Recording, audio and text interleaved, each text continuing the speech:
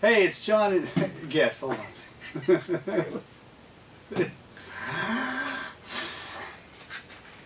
Hey, it's John and Mike from Mead-Dudes.com. Look at this. This is sophistication. We even used wine glasses We for did. this. That's what I'm saying. That's what I'm trying to point out here. So we're doing a tasting video. If you follow the blog, I had been posting a lot of... I've been posting a lot of mead things anyway, just because that's what I got cooking. That's what I got going on. And it's interesting to me.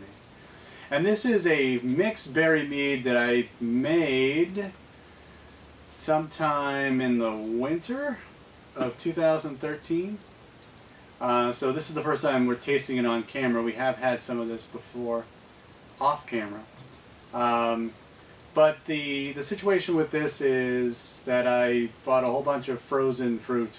You can find the recipe on the site. I'll link to it from the YouTube video page. But let's say like I think like 10 pounds of fruit went into this. This is a 4-gallon batch, along with 12 pounds of honey, orange blossom honey for those of you who are keeping score at home. And this is also oat conditioned, aged on some oak spirals that I purchased, American oak spirals that I bought. And this is it. This is the final product. And while I take a sip, I'll have Mike talk about it. I don't know where to start with this because it is amazingly complex but extremely drinkable. Being a mead, the very first thing right off the top is that it's not sticky at all. And I think maybe we sort of have a thought process in our mind because most of the time when we work with honey in our regular lives, it's just a sticky mess. Yeah. So in your palate, you kind of have this anticipation. But it does get sticky little on the palate if it's not fermented well. This is super dry from the honey standpoint, but the berry complexity is unbelievable. I mean, I don't even know where to start. First of all, it's crystal clear. It's crystal clear. It's a dark red, mahogany, deep purple, ruby. I mean, it's got all that in there. It's amazing. There's a little bit of a alcohol, spice, aroma. I can taste a little bit of the alcohol in my mouth, but not in a bad way. I mean, you can tell you're drinking something that is higher ABV beverage. Yeah.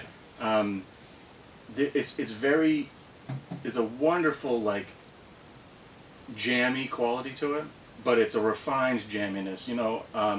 My wife and I have made a couple batches of wine, and when you taste that grape juice versus like Concord grape juice from the store, it just has a level of, okay, now I understand why they make wine with these grapes. Sure. But this has got fruit, mixed berries to a new level. It's just a perception of mixed berry that you're not used to. Most of us drink mixed berry and like fruit punch and stuff, but this is like, I mean, super complex, super well balanced. So the special ingredient in this is that there's 7 ounces of black raspberries that grew wild in my backyard that I picked, froze, and then added to the mead. I would definitely say there's a raspberry and a blackberry component to it, which is unreal. And that if I remember right, it's like the mixed berries, the strawberry in there. Is there some blueberry in there too? Yeah. Those things are probably in the background just supporting this amazing like mixed jam flavor. Yeah. But it's not super sweet. It's very fruity, but it's not super sweet. And then all of that happens, but then there's definitely a dry, tannic quality on the sides of the tongue from the oak, which just makes it almost screams out like Merlot-ish, Pinot Noir-ish. I mean, it's amazing. Holy cow! And he didn't have anything to drink beforehand. So this we've had this before, but I think this is how old is this? I don't know. It's been in the bottle for a couple of months now. This is I don't know. This is aging extremely nicely. Yeah. So just one last topic before we wrap things up. The yeast strain that I used for this is I don't remember the name of it, but it's Fleischmann's. No, 71B.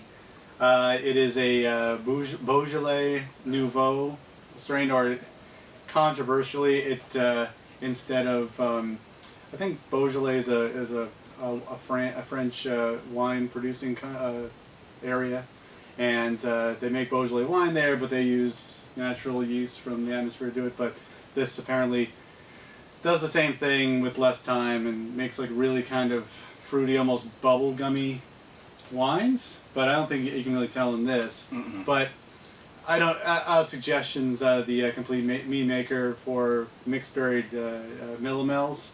He said that he has a lot of success with 71B. So if you're looking for a mead strain or a wine strain for mixed berried wines or meads, try that.